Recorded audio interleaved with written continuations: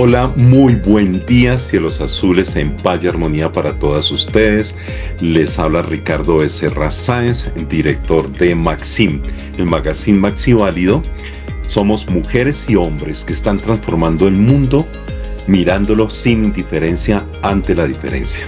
Les damos la bienvenida a este nuevo capítulo, a este nuevo episodio de nuestro magazine Maxim, y tenemos una invitada de lujo que nos va a hablar un poco de su vida, de su quehacer, de su formación y de las actuaciones que está desarrollando para transformar nuestro mundo en un mundo mejor para todo el mundo.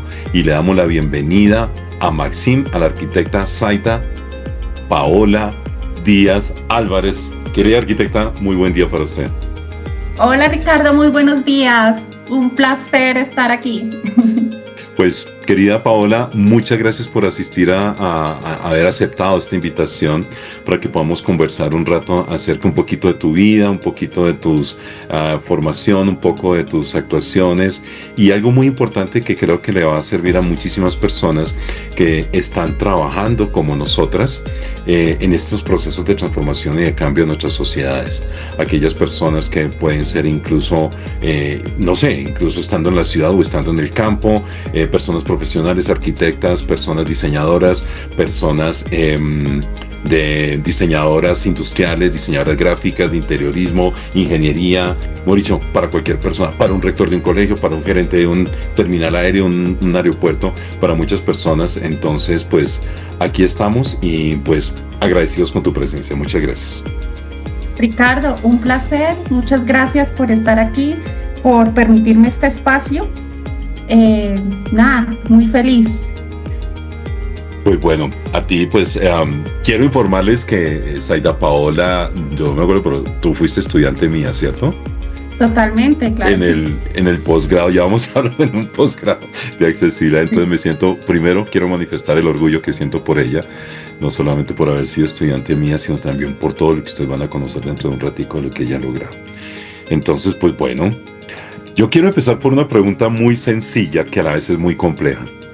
¿Cierto? ¿Quién es Zaida Paola Díaz Álvarez? Cuéntanos un poco de quién eres tú. Bueno, claro que sí es compleja porque uno se va redefiniendo a través de su vida. Sin embargo, puedo decirles que yo soy un ser humano que está convencido de que no vinimos a este mundo solo a consumir, pasar y sin dejar huella. Entonces, estoy convencida de que mi presencia en este universo es para transformar de cierta manera dentro de mis capacidades, transformarme a mí misma como ser humano y asimismo ir transformando desde lo que yo haga pues mejorando el mundo. Básicamente, eso es como mi propósito y a lo largo de la vida pues he encontrado maneras, la vida me ha mostrado maneras de cómo hacerlo y espero pues seguir en ese camino. Tú has conformado un hogar también, ¿cierto? Sí, tengo una hermosa familia. Mi esposo Timoteus es un extranjero que vive acá en Colombia hace eh, 14 años ya. Y tengo una hermosa hija adolescente de 14 años, Isabela, que es mi luz y es mi maestra. O sea, me ha enseñado muchísimo a crecer como ser humano, como mujer, como madre. eh, y ese es mi hogar. ¿Qué dicen ellos de lo que tú haces, Paola? Bueno, pues yo creo que sin el apoyo de mi familia, yo no habría hecho nada de lo que he hecho hasta ahora, porque el apoyo ha sido incondicional. Mi esposo me admira, me lo dice. eh, Mi hija también se interesa mucho por los temas, incluso ya tiene como esa conciencia sobre la accesibilidad universal, ya tiene esas gafas de ver con empatía al Eh, mundo. Entonces, digamos que un pilar para poder desarrollar mi propósito a través de la accesibilidad universal ha sido mi familia. Eso me encanta y me encanta iniciar por este punto porque creo que también es, por lo menos ya mandamos una serie de pistas, ¿cierto? De la esencia de Paola Díaz. Paola, tú llegas a un momento en tu vida en que tomas una decisión de tu formación profesional. ¿Por qué la arquitectura? ¿Qué te llama la atención en ese sentido? Aunque ya diste algunas pistas cuando hablabas de quién eres tú, pero ¿por qué la arquitectura? Y cuéntanos un poco, muy sucintamente, ese trasegar tuyo en tu proceso formativo. Claro que sí. Bueno, ¿por qué la arquitectura? Yo la arquitectura la escogí cuando tenía 17 años. Uno a los 17 años pues no tiene como mucha discernimiento, cosas de lo que quiere en la vida, apenas está terminando de definir. Sin embargo, siempre he tenido como ese impulso creativo que lo heredé de mi madre. Mi madre es costurera, teje, hace pesebres, hace un montón de cosas con las manos. Entonces, como es esa parte de manual, creativa, de imaginación, siempre ha estado en mí. Y me encontré con un flyer de mi universidad que decía, ¿eres creativo? ¿Te gusta dibujar? Y literalmente fue por eso. Ya cuando inicié, claramente el mundo de la arquitectura me encantó, o sea, la creación de espacios, ese reto que tenemos pues para mirar la interacción del ser humano con el espacio físico y aparte de todo lo que eso implica, o sea, la estructura, las redes, todos esos temas, pues digamos que me impulsaron mucho y me enamoraron de mi carrera. No desistí, la terminé. Incluso, bueno, y no sé si hablo de por qué la accesibilidad. Sí, claro, pero fíjate que ahí tú adquieres una serie de habilidades, destrezas, como en cualquier proceso formativo profesional. Pero en algún momento en tu carrera, yo no sé dónde estudiaste, si nos quieres contar en qué universidad, pero te pregunto, formación arquitecta, pero en algún momento en la carrera, durante la carrera, ¿alguien te habló de accesibilidad? ¿Alguien te dijo que había una cantidad de personas que no estaban, no podían disfrutar del mundo porque era un mundo con barreras?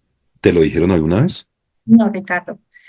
Sinceramente, así explícitamente en mi carrera no se habló. Sin embargo, sí fue en ese momento en donde yo me di cuenta. Te cuento, yo estudié en la Universidad Francisco de Paula Santander de la ciudad de Cúcuta. Soy cucuteña. No se nota en el acento. Bueno, ya lo habrán notado, no se me ha quitado. Em, En la universidad, pues durante el ciclo de mi carrera, hubo un evento particular que me llevó a desarrollar lo que fue mi tesis de grado. Mi tesis de grado fue el diagnóstico de accesibilidad y el estudio de una propuesta para las circulaciones de la universidad, para mejorar la accesibilidad de la universidad de manera muy empírica. eh, y el caso particular fue que nosotros teníamos una clase en un edificio que se llamaba Aula Sur y era un edificio de 4 pisos. En ese entonces estábamos como en la transición tecnológica y todavía usábamos como los computadores de pantalla, cuadrados de CPU y la sala de informática quedaba en el 4 piso, o sea, cero portátiles en esa época. Entonces todos los que teníamos que ver informática, que era de todas las carreras, tenían que subir al 4 piso a ver clases de AutoCAD, clases de informática. Entonces, había una clase particular, un bache que me tocaba esperar mucho tiempo ahí en ese pasillo y casualmente todos los viernes llegaba un estudiante en silla de ruedas y me llamaba la atención de que él siempre tenía que esperar a que a reunir como 6 muchachos para que lo pudieran subir los 4 pisos porque el edificio no tenía ascensor. Entonces, esa era como una escena ya recurrente de todos los viernes. Y resulta que los viernes, pues los viernes la gente de la universidad está como más alegre, sale pues a rumbear, entonces no va a clase, no le presta mucha atención. Y una vez presencié cómo lo subían y casi se les cae, o sea, para mí eso fue una chiquija, oiga, pero ¿por qué? O sea, y una vez empecé a hablar con él y me decía, yo es que a veces no puedo llegar a tiempo a clase porque no tengo quien me suba. Entonces yo ahí fue donde hizo clic y yo dije, oiga, pero ¿por qué no ponen un ascensor? O sea, ¿por qué no?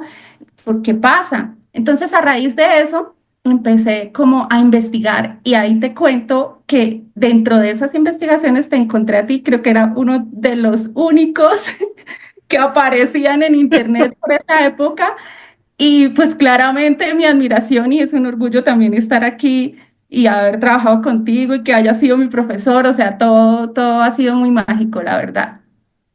Y pues básicamente de ahí nació a partir de la arquitectura. Después ya se fueron Ok, uniendo cosas más personales que tenía enfrente y no veía, por ejemplo. muy bien. Entonces ya entrando, ya para ir cerrando este bloque, bueno, ya cerramos un primero y estamos cerrando un segundo para entrar ya al tercero. Eh, um, Este trabajo de grado obviamente significó mucho para ti, creo yo. Digo obvio, porque por alguna razón que ya lo explicaste y que ya lo entendimos por el caso de esta persona que está interactuando en la universidad, tomas esta decisión, terminas tu carrera, pues la decisión de hacer tu proyecto de grado, terminas tu carrera y después ¿qué?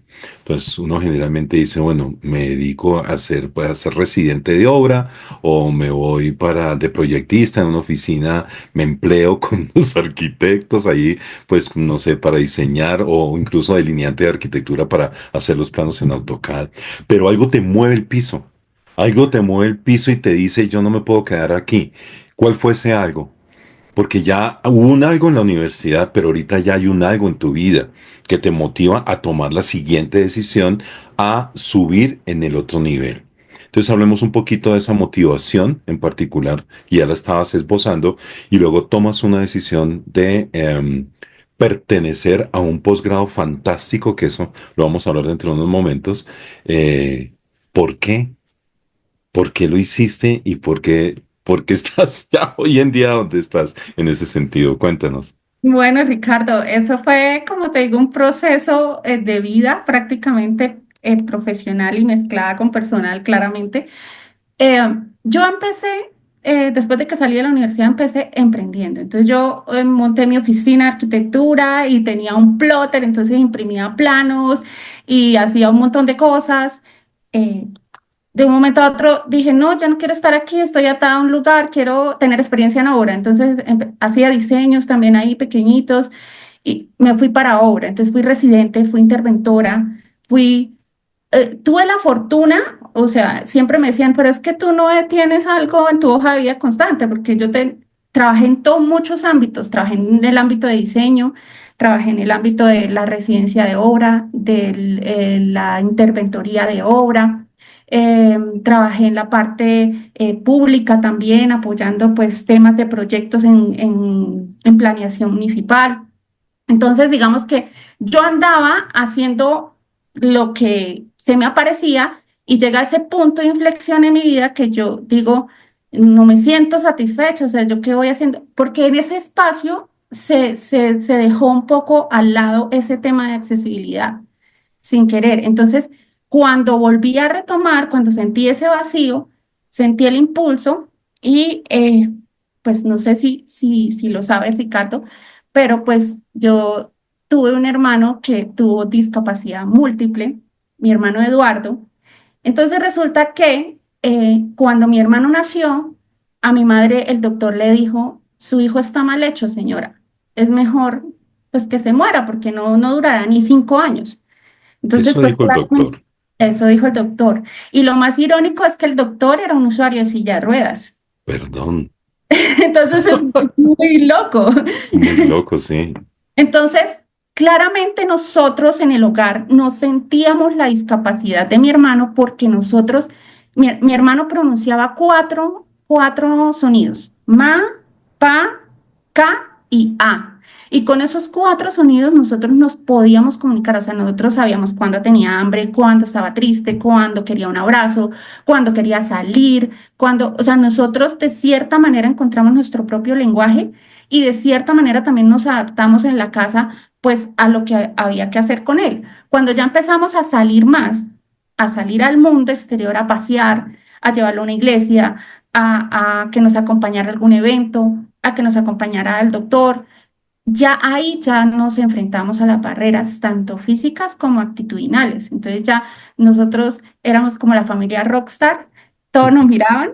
Entonces, digamos que cuando empezó esa interacción más fuerte y yo dije, oiga, y empezamos, mi madre empezó pues a no tener las mismas capacidades porque era cuidadora, él dependiente total de mi madre.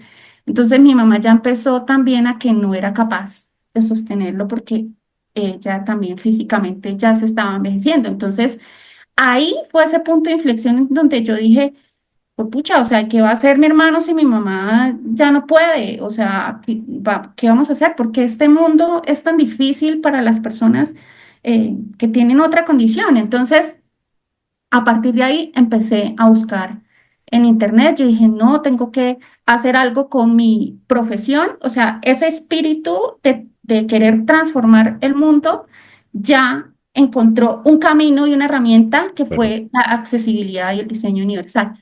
Fue donde encontré al posgrado y dije, lo voy a hacer. Y a partir de ahí, pues todo mi carrera profesional se ha enfocado a buscar oportunidades bajo ese ámbito. pues mi querida Paola, esto simplemente es un brevísimo recorrido de estos porqués. Ahora vamos a hablar en la siguiente sección. Vamos a resolver tres preguntas, ya entendiendo pues esta toma de decisiones que hiciste, tu proceso formativo, y vamos a responder tres preguntas. ¿Por qué la inclusión? ¿Cómo hacemos la inclusión? ¿Y qué es lo que tenemos que hacer? ¿De acuerdo? De acuerdo. Entonces, pues te voy a invitar en los siguientes minutos para que lo podamos desenrollar ese hilo que muchas veces, y en este momento estoy casi seguro que muchas personas que nos están escuchando, nos están viendo, dirán, ups, yo no lo había pensado. ¿Y esto cómo así? Porque hay gente que está trabajando en esto, pero si yo pensaba una cosa y aquí me están diciendo otra. Entonces te invito en los siguientes minutos para que resolvamos todo esto, ¿vale?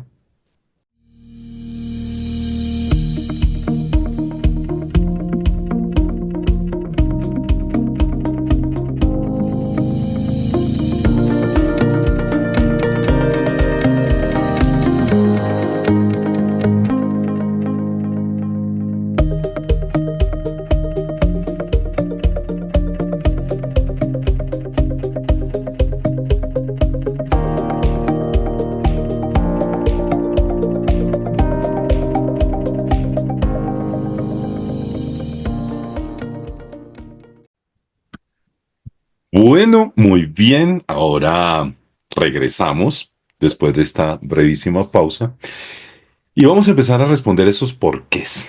Primero, el por qué, acuérdense, el por qué, el cómo y el qué. Para esto es muy importante entender un poco las razones, los motivos de por qué una sociedad hoy en día está manifestando con mucho clamor que sea incluyente, que sea accesible para todas las personas. El por qué. ¿Cuál es el porqué de la inclusión para ti, Paola? ¿Por qué no me hables ahora desde el punto de vista de Paola, sino desde el punto de vista de una sociedad que está en deuda con muchísimas personas a las cuales se les dificulta estudiar, trabajar, divertirse, comunicarse, relacionarse, moverse en una ciudad, participar política y públicamente, incluso hasta ir a un servicio a un culto, o sea, en una iglesia? Entonces, ¿cuál es el porqué, Paola? Y para que vayamos construyendo entre los dos esta respuesta. Bueno, claro que sí. Para mí, el por qué es básicamente porque nosotros los seres humanos siempre hemos estado en constante evolución. Y partiendo del hecho de que somos una sociedad evolucionada, pues debemos evolucionar también en el concepto y en el criterio que tenemos acerca de las personas con discapacidad o de las personas que tienen condiciones diferentes o particulares. ¿Por qué? Porque la época del sectarismo, la época en que las personas con discapacidad eran utilizadas en circo porque eran algo estruendoso, la época en la que las personas con discapacidad se escondían, hasta las mataban, porque eran engendros del demonio. Todo eso ya pasó. Nosotros ya hemos evolucionado como seres humanos. A partir de las guerras, cuando empezaron las grandes guerras del mundo, pues ya la discapacidad ya fue un poco más familiar porque ya habían soldados que eran personas que no habían nacido con la condición, sino que la adquirieron después. Entonces ya empezaron a crearse hospitales, ya se empezó a enfocar como ese tema médico, de enfermedad, que es el que estamos trascendiendo en este momento. Entonces yo creo que como sociedad debemos evolucionar y entender que la discapacidad es una condición que cualquier ser humano puede tener, que no solo es discapacidad, sino también que tenemos un montón de limitaciones con el entorno a lo largo de nuestro ciclo de vida, porque nuestro ciclo de vida no es estático, es cambiante. Entonces, ya el pobrecito, el que está enfermo, es, todo eso ya lo debemos erradicar. Entonces, para mí ese es el porqué debemos caminar hacia una evolución de la humanidad en donde todos podamos tener los mismos derechos y las mismas oportunidades de acceder a todo lo que queramos hacer en nuestro desarrollo como personas. Sí, yo comparto también ese punto de vista y creo que valdría la pena, si me lo permites, profundizar un poco en el por qué es porque estamos violando los derechos de las personas de alguna otra manera, pero también no estamos dignificando su condición como ser humano. Entonces creo que el motivo, y siempre lo he creído, es respetar la dignidad de las personas.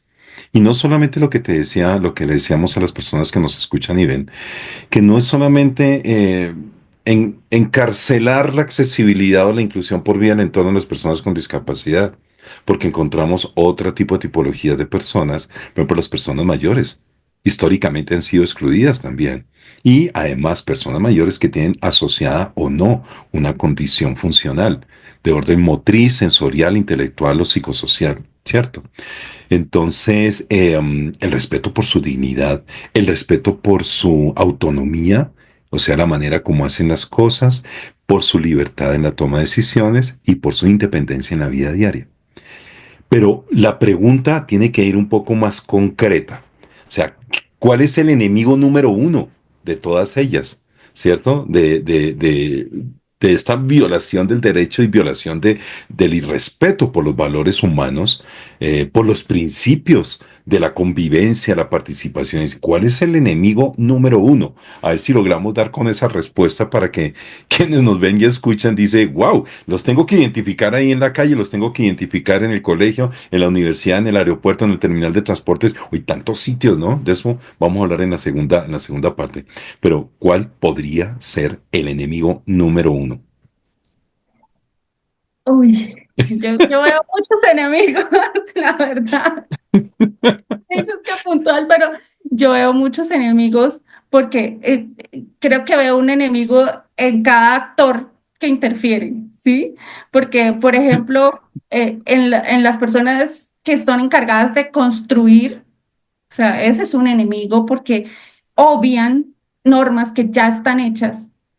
En el tema de, por ejemplo, los que vigilan, intervienen o los que tienen que vigilar que los recursos sean bien invertidos, no lo hacen o no saben cómo hacerlo. Entonces yo creo que es una mezcla de desconocimiento con falta de voluntad, con falta de profesionalismo. Ese es un enemigo como, o sea, como mezcladito. Y el otro enemigo es lo mismo, la barrera actitudinal. O sea, Es que yo acabas, yo creo que acabas de decir la palabra clave. Ese es el enemigo mayor. ajá, El barrerismo, ¿cierto? ¿Estamos de sí. acuerdo? Porque fíjate que y empezaste por una de las más acérrimas y las más, ¿cómo se dice?, más duras, incluso crueles de las barreras. Estos monstruos son terribles, los monstruos actitudinales, el comportamiento de la sociedad, y por muchas razones, ¿no? Y tú dijiste una que es fundamental y es el desconocimiento. ¿Y qué provoca el desconocimiento? Miedo. Muchas Ujú, veces produce miedo, no sé cómo decirle, no sé cómo tratar a la persona. Tiene una persona ciega aquí al lado y dice, ¿le ayudo o no le ayudo? ¿Le pregunto o no le pregunto? Mejor dejemos así como para no dañar las cosas. Entonces ujú. nos aleja, nos aísla. Entonces esto es bien interesante para que lo podamos ir discutiendo en el transcurso de la charla. No los vamos a identificar ahorita todos porque, porque apenas estamos en el porqué. Pero sabemos que hay barreras actitudinales, espaciales, comunicativas, objetuales, y hay unas operativas que son terribles. Nadie habla de las barreras operativas. Entonces, de pronto cuando hablemos ya en unos minutos, ya vamos a pasar a ese tema de la gestión de la accesibilidad. ¿Cómo lo hacemos? Muy seguramente va a salir el tema. Pero sí, tenemos una liga de monstruos terribles, entonces hay que activar la Liga de la Justicia. Entonces, la Liga de la Sí. Justicia somos nosotras. Ricardo habla de nosotros porque Ricardo siempre habla de personas, ¿de acuerdo? Entonces nosotras, las que estamos incidiendo en todo esto, hemos adoptado una serie de herramientas y vamos a entrar al cómo. ¿Te has preguntado cuál es la llave maestra que puede transformar el mundo? Que respete todos los principios y todos los derechos de todas las personas. El diseño universal es la llave. Blue Sky, diseño más amigable. El consultorio de diseño universal.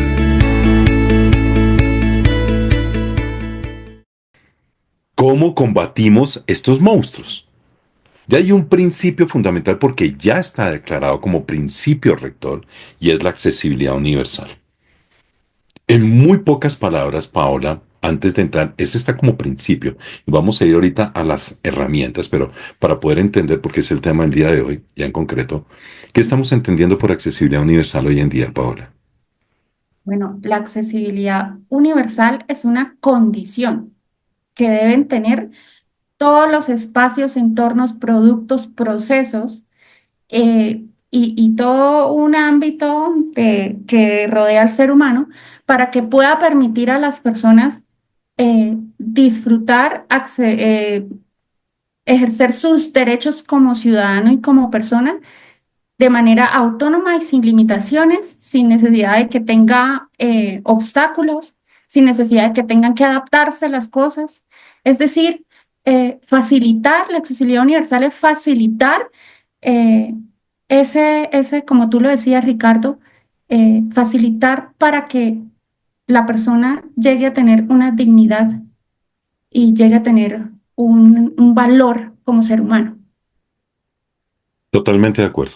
Totalmente. Y a mí me encanta la palabra fácil. A mí me fascina. De hecho, tenemos en un colectivo, no vamos a hacer la publicidad acá, pero tenemos un colectivo de profesionales y de personas, no solamente profesionales, sino también incluso de personas con discapacidad, de personas mayores. Tenemos un lema fundamental y lo estamos colocando en redes que dice, numeral, haz fácil lo difícil. Esto es lo que hay que hacer. La accesibilidad universal debe facilitarle la vida a las personas. Que no nos las vuelvan cuadritos. Muchas de las personas que nos están viendo saben o reconocen, y algunas no, que Ricardo es una persona usuaria de silla con ruedas. Yo salgo a la calle y indefectiblemente, así como encuentro facilitadores muy interesantes, y hablamos de facilitadores que son las fortalezas de un territorio, pero hablamos de las debilidades, que son ¿qué? Las barreras, son los monstruos que estamos haciendo ahí. Entonces, facilitar. Con este concepto, que ya lo estamos abordando dentro de la plataforma legal de la cual vamos a hacer una referencia muy rápida, hablemos un poco del diseño universal, ¿cierto? Pues muchos conocemos cuál es el origen del diseño universal, pero ¿cuál es la concepción que tiene Saida Paola Díaz, la arquitecta, la especialista en accesibilidad y diseño universal? ¿Cuál es esa concepción que se tiene como herramienta? ¿Por qué nos beneficia? ¿Por qué ese manifiesto está transformando vidas y sociedades en otras latitudes, en otros continentes que ya lo tienen súper claro desde hace mucho tiempo? ¿Y por qué en Colombia todavía nos cuesta tanto trabajo? Ahí van dos preguntas, ¿no? ¿Cuál es la Ujú. concepción del diseño universal y por qué nos está costando tanto trabajo implementarlo aquí en Colombia? Claro que sí. Bueno, el diseño universal es la herramienta, es como el camino. Todos sabemos que el objetivo es hacer fácil lo difícil, como lo dices tú, pero ¿qué tenemos en las manos para poder hacerlo? Porque muchas veces decimos, sí, tenemos la meta, pero no tenemos el camino. Entonces, para mí, el diseño universal es ese camino. Entonces, son como esas paradas y esas pautas que nos marcan como diseñadores para poder nosotros aplicarlas a nuestros productos, nuestros procesos de diseño que permitan que esa accesibilidad sea realidad. Eh, Hablábamos de accesibilidad universal, o sea, para mí la accesibilidad universal es esa mezcla de, porque yo te puedo tener la accesibilidad, pero yo puedo tener acceso que a un crédito en el banco, ¿sí? Pero es algo muy general. Entonces, la parte de accesibilidad universal es tratar de enfocar de que para mí, tratar de unir ese concepto del diseño universal, que son esas herramientas, esas pautas que nos marcan nuestro proceder en la hora de crear diseños, de crear productos, de crear servicios, sería eso. ¿Y por qué es tan difícil? Eh, yo creo que, Ricardo, es como ese sesgo que tenemos. O sea, he estado en el ámbito profesional con arquitectos, diseñadores, que pues es como en lo que más me muevo, eh, y sigue estando esa etiqueta de PMR, de incluso todavía minusválidos, donde la ley ya no. Entonces, digamos que es verlo como voy a hacer esto para estas personas y, ay, qué pereza, ay, incluso me he encontrado con, ay, es que eso, ¿será que podemos no hacerlo? Entonces, no, yo creo que es esa falta de interiorizar de que el diseño universal y la accesibilidad no es algo como que toca, sino es algo que va a aumentar la calidad de sus proyectos, de sus productos, va a llegar a un mayor rango de personas. Es algo que va a ser mucho más magnífica su creación. Entonces, el no entender eso, creo que es como lo más difícil, a mi modo de ver. Muy bien. Y ya para cerrar este punto, nos falta otro elemento. Bueno, entendamos para quienes no lo sabían que el diseño universal ya tiene una historia como manifiesto de 27 años. Fue creado en el año 1997 en la Universidad Estatal de Carolina del Norte, liderado por un arquitecto, una persona usuaria de silla con ruedas. Él se llama Ronald Mays. Digo se llama porque se perpetúa su obra, ¿no? Su cuerpo ya no está, pero su obra y todo lo que él hizo está vigente. De hecho, está el Instituto Ronald Mays en Estados Unidos, que es el instituto que promueve el diseño universal también, entre otras universidades que lo hacen.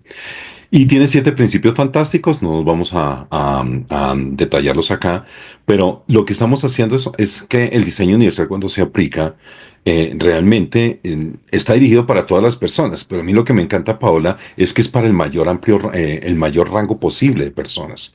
O sea, no estamos diciendo que es el 100%, para todas sí, pero en su mayor extensión posible.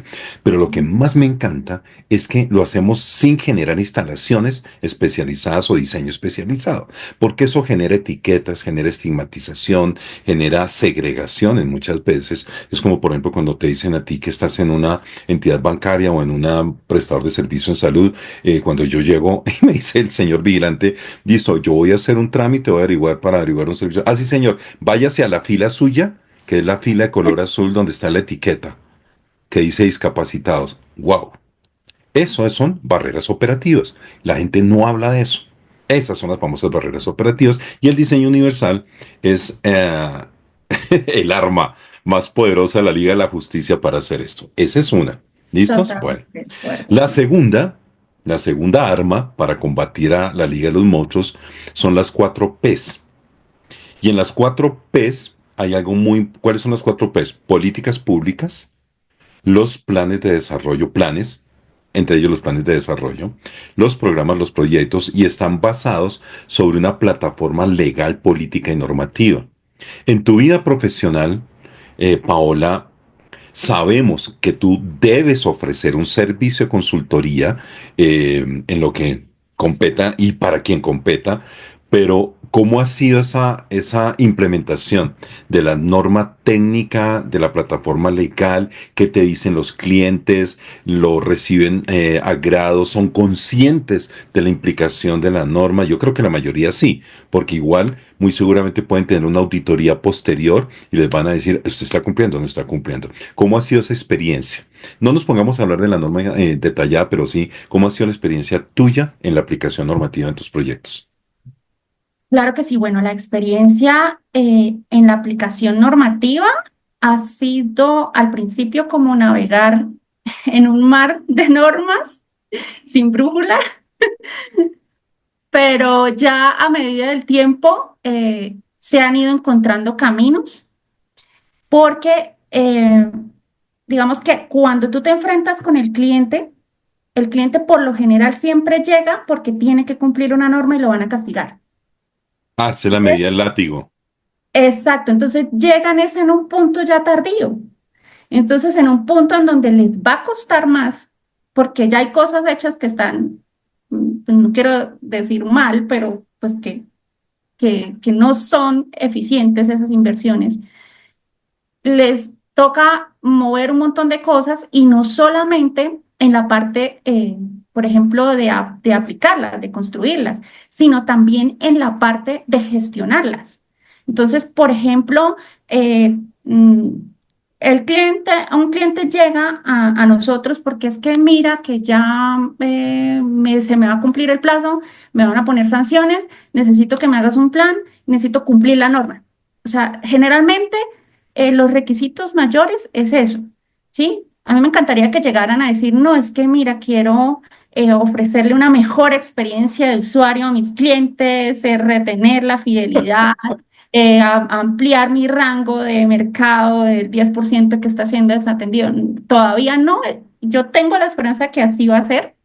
Sin embargo, esa parte normativa. Entonces, llegamos a aplicar la norma, entonces hay otro tema, Ricardo, y es que hay, listo, se hace el plan, se hace todo, pero resulta que ellos ya tienen unos contratos viejos de presupuestos, ¿sí? Eso es más, me estoy metiendo un poquito como en la gestión, pero entonces resulta que en ese contrato pues no está estipulado nada de eso. Y entonces ya, bueno, oiga, ¿quién va a pagar esto?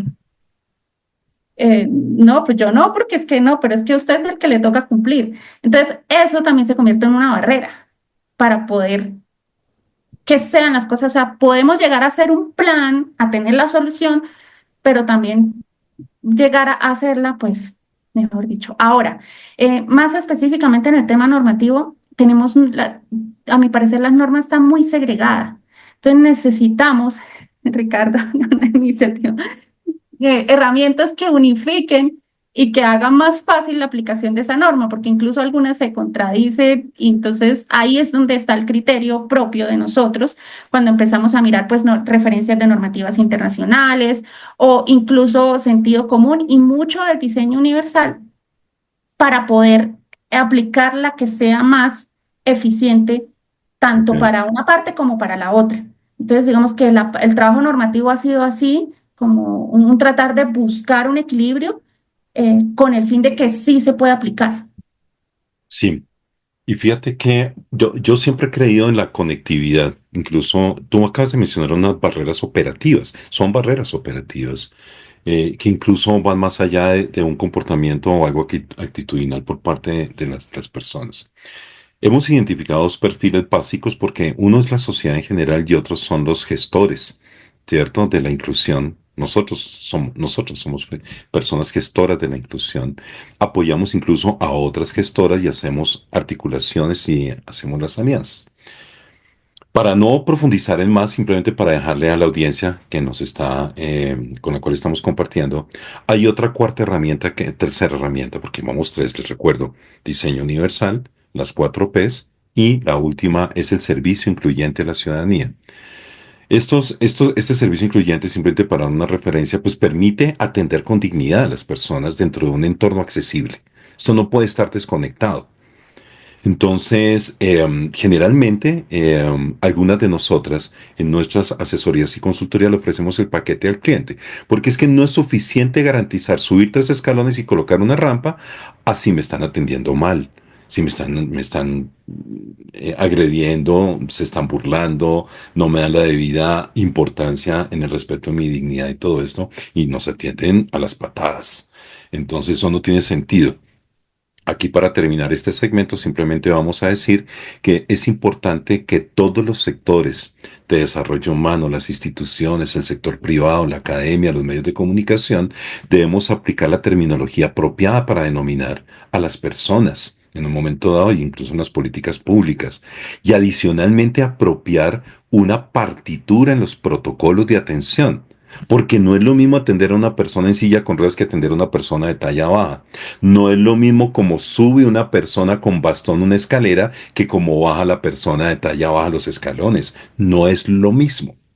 Personas de talla baja que están discriminadas porque no pueden subir la escalera en un autobús, Saida Paola. Tienen que pedir ayuda para que los tomen de las axilas y levantarlos para poder entrar al autobús o arrodillarse en unos pisos que están sucios donde tienen que poner las manitos para poder subir a un autobús. Eso no es digno. Ni es accesible, ni es cómodo, ni es seguro además. Entonces, y nadie ayuda, la población tampoco, la sociedad como que, vamos a ver cómo es que se va a subir, pero no le nace ayudarla a subir. O sea, también es un componente de solidaridad y convivencia ahí que se genera acá. Y finalmente el desarrollo de las competencias de servicio con enfoque diferencial. Hay que prepararnos también en competencias, en habilidades blandas, habilidades duras para que esto se pueda dar. Entonces, pues bueno, aquí llegamos al final de nuestro segundo segmento. Vamos a darle una brevísima pausa y vamos a pasar ya al punto final, que es cómo lo hacemos. El 1, 2, 3 de este ejercicio de transformar nuestro mundo en un mundo mejor para todo el mundo. Ya volvemos.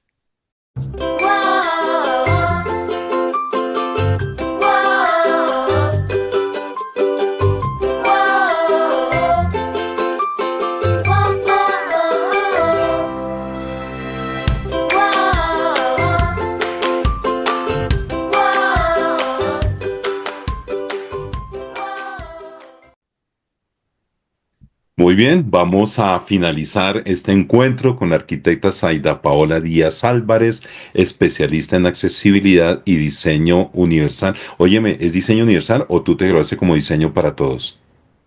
Yo estuve en diseño para todos. Muy bien, es que ese es otro Ya término. cambió. Sí, ya cambió, ahora es posgrado de accesibilidad y diseño universal. Vamos a hacer la cuñita porque es que ahí hay personas que yo y tú, tú y yo queremos bastante el posgrado de accesibilidad y diseño universal de la Universidad Internacional de Cataluña, dirigido por el arquitecto Enrique Rovira Veleta y coordinado por su asistente esposa fantástica Anita Folk. Si nos están viendo, que es posible que nos puedan ver, un saludo para ustedes dos y para todo el equipo de la universidad. Pues Paola, vamos a entrar a la parte final, el segmento final de esta charla fantástica, y vamos a hablar, decirle a las personas cómo hacer. Es decir, cómo hacer una gestión de accesibilidad, por dónde hay que empezar, qué es lo que, ya tú dijiste cuál es el detonante, porque es el por qué, ¿cierto? Lo dijiste muy claro, pero ahora ya bien, tú llegas, hay una oferta, hay un concurso, ¿qué le ofreces al cliente? Mire, señor don cliente, señor don gobernador, señor don alcalde o alcaldesa, la persona que esté liderando la gobernanza o a la persona rectora de una universidad o alguien, a la persona gerente de un aeropuerto, de un terminal terrestre. Vea, este es el paso 1, 2, 3. Primero vamos a hablar de por dónde se empieza, dónde se cierra, cómo se generan los cierres de bucle cerrado. Es decir, porque nosotros como consultora no dejamos abierto esto para que lanzamos la flecha y a ver dónde cae. No, hay unos mecanismos de control dentro de ese proceso, dentro de esa gestión. ¿De acuerdo? Y ya después vendrán dos preguntas finales y con esto cerramos. Pero hablemos de ese proceso. ¿Cuál es el 1, 2, 3, el paso a paso para gestionar la accesibilidad en un territorio? Bueno, claro que sí, Ricardo. El primer paso a paso, bueno, ya cuando está la intención, cuando hacemos la conexión, cuando ya se quieren hacer las cosas, digámoslo así, es saber dónde estamos. O sea, el punto de partida de qué es lo que tenemos.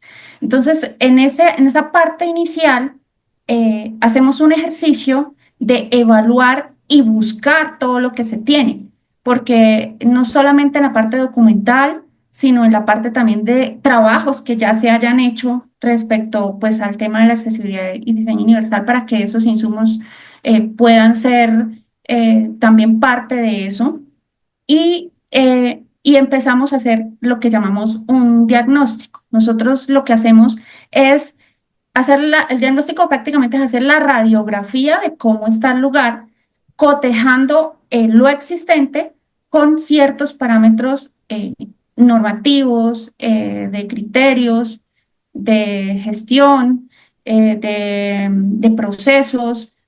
Entonces, digamos que hacemos todo un análisis para saber cuál es nuestro punto de partida y que sean la base para poder proponer. Ahí mismo también evaluamos, o sea, no solamente cotejamos normas con espacio, sino también evaluamos otros aspectos, o sea, como, por ejemplo, qué presupuestos hay, cuáles son los alcances que tenemos que tener, cuáles son las expectativas, o porque cada gerente o cada persona encargada tiene una visión también. Entonces, nosotros no llegamos a poner esto lo hacemos así y agarramos un checklist y no, nosotros hacemos los trabajos muy personalizados porque eh, cada necesidad es diferente, ¿sí? Cada institución tiene necesidades diferentes, aunque el fin sea el mismo, pero tiene esas condiciones iniciales diferentes. Entonces, la idea es aprovechar todo lo que hay, analizar cuál es el estado actual y a partir de ahí empezar a hacer unas propuestas. Ok, Esas propuestas, bueno, espera, todavía no. Para que vale. quede muy claro, o sea, un diagnóstico tiene, voy a sintetizar rápidamente, diagnóstico tiene pues esas fases, ¿no? Hacer una recopilación de información, tú dijiste saber dónde estamos y cómo estamos, recopilar esa información. Algunas personas utilizan una serie de herramientas, listas de chequeo, tablas de temperatura, medición de los indicadores de la norma. Son muchos elementos que están ahí, entrevistas, por supuesto. Muy seguramente yo soy de las personas que aplico grupos focales.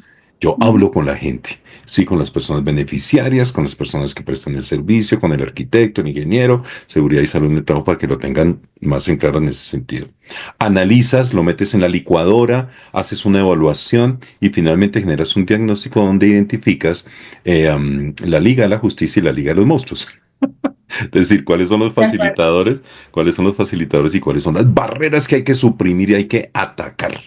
Atacar en Ujú. número. Y ahí vamos a entrar a la segunda parte, que es lo que estás proponiendo. Entonces, el siguiente paso, ¿cuál es? Cuando ya tienes detectado los monstruos, ¿cuál es el siguiente paso? El siguiente paso es establecer la estrategia. O sea, Así, muy bien. no, no es solamente ir a diseñar cosas, sino la estrategia. Yo hablo muy puntualmente como de la parte arquitectónica porque realmente es mi enfoque. Sin embargo, claramente tenemos en cuenta todos los otros aspectos, el servicio incluyente, bueno, los demás temas.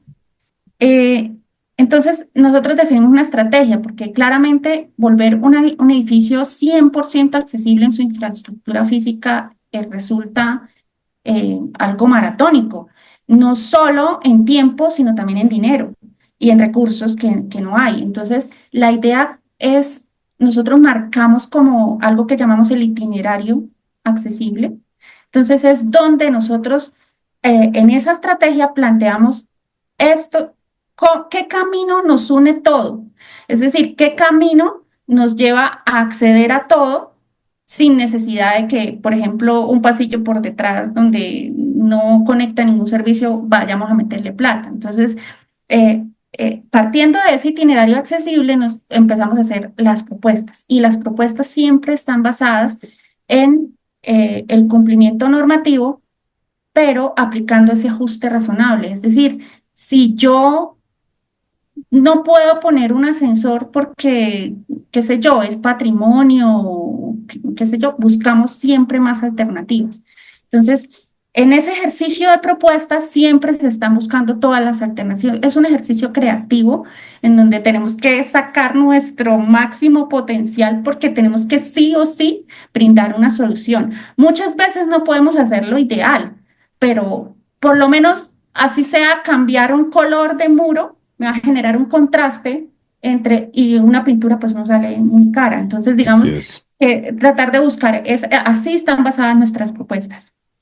Pues sí, eso, digamos que esas son, para el cliente van a ser, eso, las propuestas de ustedes se van a transformar en, ¿cómo se llamaría para el cliente? Como unas actuaciones, ¿cierto? Como unas Así es. acciones concretas que muy seguramente, y no sé si tú lo acostumbras a hacer, se le ofrece también al cliente, que sería la tercera parte, el tercer paso.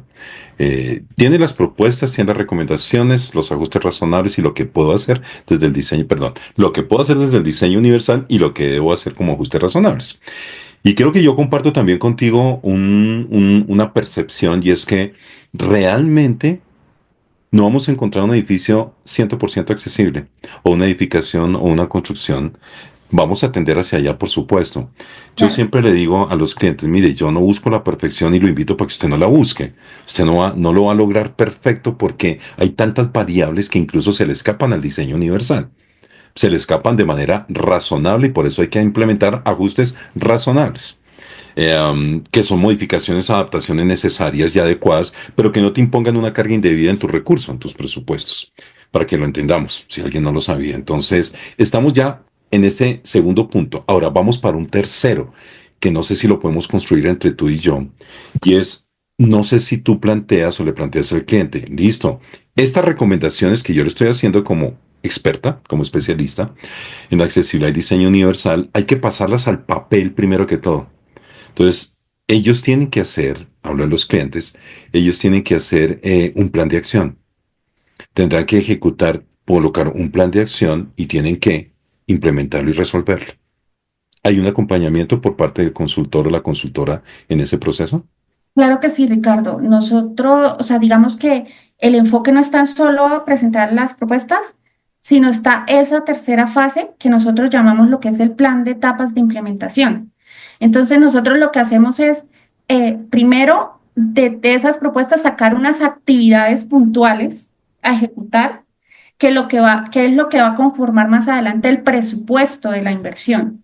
Es correcto. Entonces, una vez armadas esas actividades, eh, nosotros o sea, generalmente siempre es muy concertado en cada fase, es importante tener un feedback con el cliente o con la persona, porque eh, digamos que si hay cambios o ajustes que hay que hacer, pues se van haciendo en el camino y no al final cuando ya tengas todo, pues como que echar de para atrás. Entonces, cuando se va construyendo en cada fase, se van tomando determinaciones. Entonces, decir, no, mire, es que yo tengo este presupuesto para el 2024, este para el 2025 y este para el... Entonces, a partir de ahí empezamos a hacer ese plan para esa inversión con ese plan de etapas. Entonces, ¿qué es lo más indispensable? Bueno, necesitamos acceder y que la persona llegue a la información y que tenga los servicios higiénicos, pues son algo vital.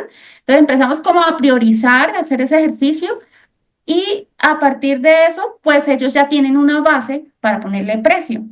Entonces ya con esa base de actividades dice, bueno, esto me va a costar tanto, esto me va a costar tanto, y con ese presupuesto ya se empieza la otra fase, que es gestionar los recursos y Ok. lograr que esos recursos se tengan para...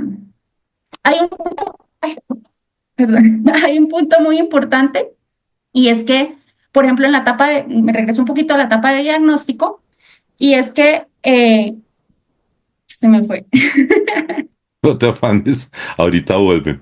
De pronto te acuerdas en unos segunditos. Mira, ya con esto, que se está ya en un papel, en una, digamos que en un plan específico, con unas corresponsabilidades con las áreas pertinentes. Yo siempre he creído que una institución, una empresa debe convocar las áreas pertinentes. Esto no es solamente una responsabilidad del director, ellos lo llaman infraestructura y creo que ustedes la mayoría lo hablan así. Yo hablo de estructuras locativas, Ok, porque es que la infraestructura es la red eléctrica, es la red de acueducto, es la red de internet, wifi, eso es infraestructura. claro. Yo hablo de estructuras locativas, que es la construcción o la edificación. Ujú. Invito diferentes áreas. Esa área de entornos físicos o de recursos físicos o de plantas físicas, cada cual lo llama como quiera. El área de comunicaciones, porque ya sabemos que esto no es solamente un problema de escaleras, de rampa o ascensor. Esto también tiene que ver con la comunicación del lugar, con la señalética del lugar también. Habla también de los objetos, Entonces tengo que invitar al que hizo el diseño de interiorismo, el que tiene la potestad. Incluso invitamos al jefe de adquisiciones y compras. Con eso te digo todo. Entonces creo porque es que ellos cogen, les mandan la orden, ay, cómprese unos escritorios para acá y resulta que el hombre no tiene ni idea de diseño universal. Simplemente, ay, él lo que hace es que cuidar el presupuesto y estar dentro de unos alcances y temas establecidos. La pregunta ya final, entendiendo todo eso de esa articulación inter saberes, interáreas, inter gerencias, interdirecciones, ¿cuál es la puntada final? Tuya, no la del cliente, sino tuya como consultora en accesibilidad y diseño universal. ¿Cuál es la puntada final en esta gestión? ¿Cómo cierras el ciclo? Bueno, siempre buscamos no cerrar el ciclo, la verdad.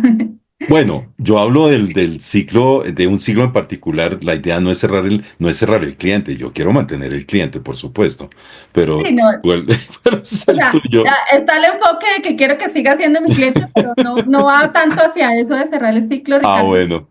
sino va más a que nosotros, bueno, ya le ayudamos a tener su presupuesto, ya usted gestione esto, pero hay un punto súper importante, Ricardo, que lo quiero mencionar, y es que es la razón por la que en las calles tenemos rampas, perdón, vados con escalones. Ah, sí, Y terrible. es que proponemos muy lindo, están las propuestas, está el precio, y va alguien a hacerlo y lo hace mal. Es que es Pierde la increíble. plata, pierde el diseño, pierde el tiempo. Entonces, nosotros lo que dejamos en esa puntada final es mandarle el mensaje, oiga, también le podemos hacer interventoría a su proyecto. Incluso Bien. ya estamos avanzando en construirlo, ¿sí? Porque claramente ese es otro alcance. Sí, ese es otro Es gallo, como es decimos otro coloquialmente. mundo que lo conozco por mi pasado. Tú ya Entonces, pasaste por eso, sí. Las exacto, pero residencias. entonces, si estamos iniciando, por eso, o sea, lo ideal sería pues construirlo y todo porque estamos con la certeza de que está bien aplicado. Pero entonces sí, ese punto de, ven, yo te hago unas visitas y miremos si lo estamos aplicando bien, Ricardo, porque no nos sirve de nada implementar un montón de tiempo en no, invertir un montón de tiempo en una planeación, en un trabajo, en unas propuestas y gestionar un presupuesto y gastarlo y construir y que al final el objetivo no se cumpla, como esa rampa con escalón. Sí. Entonces, digamos que esa es como mi punta final, enlazar un poquito para poder pertenecer también a la parte de ejecución. Pues bien, yo creo que hay claridad en esta gestión. Es muy sencillo, mire. ¿Cómo estamos? Hay que diagnosticar y eso tiene unos subprocesos ahí. Segundo, la identificación de actuaciones o el panorama de recomendaciones en diseño universal. Y tercero, el plan de acción. ¿Cierto? ¿Estoy bien? Ya la ejecución, la guía, la guianza para la ejecución de eliminación, supresión de barreras y las actuaciones de diseño universal. Y el sistema se cierra con un proceso de retroalimentación o feedback que lo llamamos en este caso interventoría. Verifique que las cosas están funcionando bien y haga los respectivos ajustes durante el proceso de ejecución, implementación, construcción. ¿Estoy bien? Sí, de acuerdo, Ricardo. Me gustaría añadir un puntico más, un puntico, ¿Ya y te es el acordaste de lo que se te fue? que ¿Ya no lo... capturaste la Es paloma, que tú no? lo dijiste, ¿Cogiste que era la paloma? sí, es que se me cayó acá el micrófono y me, me dispersé. Ok, Pero no, era un poco como lo que tú decías en la parte del diagnóstico tener todas esas visuales, porque, por ejemplo, una vez llegué a una biblioteca a mirar qué tenían y resulta que cuando estábamos haciendo la visita inicial, me encuentro con unas personas que estaban marcando unas líneas de colores, de color azul, verde, en el piso y estaban poniendo cinta de color en el piso como con un camino.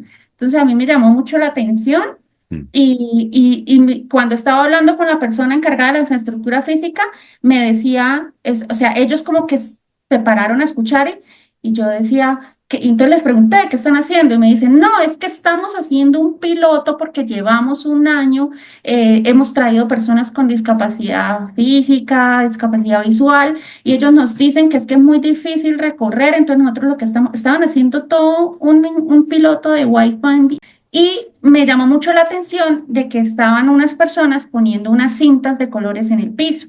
Entonces estaban marcando como un camino, y el momento en que yo estaba dialogando con la persona encargada de infraestructura, eh, ellos se quedan como atentos escuchando. Entonces yo sentí que como que les llamaba la atención el tema y les pregunté, ¿qué es eso que están haciendo? Resulta que ellos me cuentan que estaban haciendo un trabajo desde hace un año ya con personas con discapacidad. Entonces era un grupo que los traían al edificio para evaluar eh, cómo se movían, qué eran las necesidades que tenían para acceder a la biblioteca. El edificio era para una biblioteca. Entonces empezaron a contarme que las personas ciegas no podían encontrar, que les quedaba difícil. Entonces que ellos estaban haciendo un piloto con esos colores para identificar como Las rutas, los las temas de los rutas, libros, temas.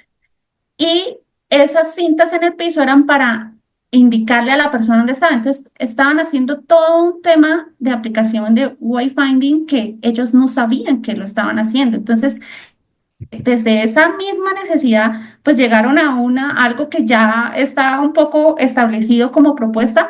Entonces, por eso es que es importante lo que tú decías, preguntarles. Yo le pregunto mucho a los vigilantes. Sí. Oye, aquí vienen muchas personas, ¿cómo sube? Por aquí entra, porque es que ese insumo es el más importante, más que medir y el espacio, que es muy importante también, pero es esa vivencia de cómo interactúa el ser humano con el entorno, con el espacio. Yo creo que um, esto último que estamos desarrollando, creo que es lo que nosotras debemos hacer.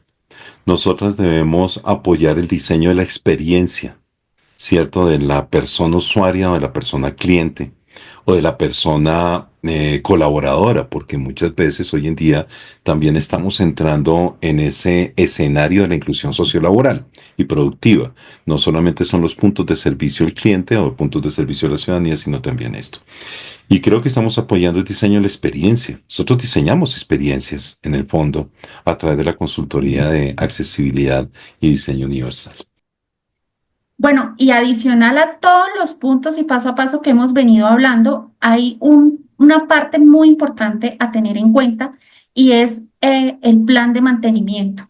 Es muy importante tener una visión de cómo vamos a mantener todas esas intervenciones que realizamos, porque el desgaste, el deterioro de los materiales a través del uso también se va a convertir en un futuro en una barrera. Entonces debemos también visionar tanto los presupuestos para ese mantenimiento como cómo implementarlo y qué es importante mantenerlo, las pinturas, también los sistemas constructivos, cada cuánto tenemos que echarle una repasada. Entonces, el tema del mantenimiento es muy importante para la sostenibilidad de la accesibilidad. Nuestro propósito superior es elevar el bienestar, la accesibilidad y la inclusión social de todas las personas. Somos Ewell y transformamos los espacios y entornos mediante soluciones de diseño universal y arquitectura saludable para que todas las personas, independientemente de sus capacidades, puedan vivir los espacios con independencia, autonomía y dignidad. Lo hacemos a través de 3 líneas de acción. En nuestra línea Access, ayudamos a empresas, arquitectos y diseñadores a implementar estrategias de accesibilidad y diseño universal para no solo garantizar el cumplimiento normativo, sino elevar los estándares de calidad, de seguridad y de sostenibilidad de su infraestructura física y sus proyectos de diseño. En nuestra línea Mobility ayudamos a personas con desafíos en su movilidad para que puedan moverse de manera libre y segura a través de soluciones discretas y elegantes de transporte vertical, como lo son ascensores domésticos, sillas salvaescaleras y plataformas salvaescaleras. En nuestra línea Academy promovemos espacios colaborativos para la formación, concientización y difusión de la accesibilidad y el diseño universal como generadores de bienestar, inclusión e innovación social. Lo hacemos a través de cursos, workshops, talleres y conferencias. Visítanos en nuestra página web www.ewellcolombia.com y síguenos en nuestras redes sociales @ewell.colombia y elevating.wellness. Entonces creo que aquí vamos cerrando, mi querida arquitecta Zaida Paola Díaz Álvarez. Yo quisiera hacerte una pregunta final, y es, una recomendación, un consejo, un concepto que tú les puedas dar a la audiencia con la cual estamos compartiendo. ¿Cuál es esa recomendación final o una orientación o una vivencia tuya que sea una inspiración? Lo que tú quieras. ¿Con qué rematas? Oye, como he dicho, ponle la cereza al pastel a esta charla. Bueno, pues mi recomendación es que se crean que lo que están haciendo y que si están aquí formándose en estos temas es porque realmente quieren mejorar el mundo y quieren crear un impacto. Entonces, créanselo siempre, porque si nos vamos a encontrar con muchas barreras actitudinales, las podría llamar también, y nos vamos a encontrar con mucho desconocimiento, que de pronto hasta pueden decir, ay no, pero yo estoy en el camino. O sea, personalmente, una etapa, ¿será que yo estoy dándome contra la pared? ¿Será que voy contra la corriente? Porque es que nadie me copia. Entonces, mi mensaje es la persistencia. O sea, crean que esto sí que esto sí tiene futuro, que esto es el presente y que depende de nosotros que sigan el futuro. O sea, persistir, que siempre va a llegar la persona que te diga sí y que te copie y que te dé la oportunidad de poder ejercer tu profesión y hacer tus actuaciones de la mejor manera. Una frase. Queremos una frase tuya, corta, consistente, impactante, para cerrar esta charla. ¿Cuál sería? Bueno, yo podría decir que debemos crear espacios de talla única para una humanidad diversa. Listo, muy bien. Mi querida arquitecta Paola Díaz Álvarez, Zaida Paola Díaz Álvarez, muchísimas gracias por regalarnos este tiempo para poder compartir con todas estas personas que se están formando y aquellas que ya están formadas pero que quieren fortalecer, y para las que no están formadas. Entonces, pues vamos a cerrar este conversatorio fantástico agradeciendo tu tiempo de nuevo, y muchísimas gracias. Cielos azules en paz y armonía para ti, para tu familia, para tu ejercicio profesional y para tus clientes. Entonces, muchas gracias, mi querida arquitecta. Muchas gracias, Ricardo. Un placer, como siempre, compartir espacios contigo, y espero pues que haya sido muy productivo y beneficioso para toda la audiencia. Tengo la certeza que sí. Hasta pronto.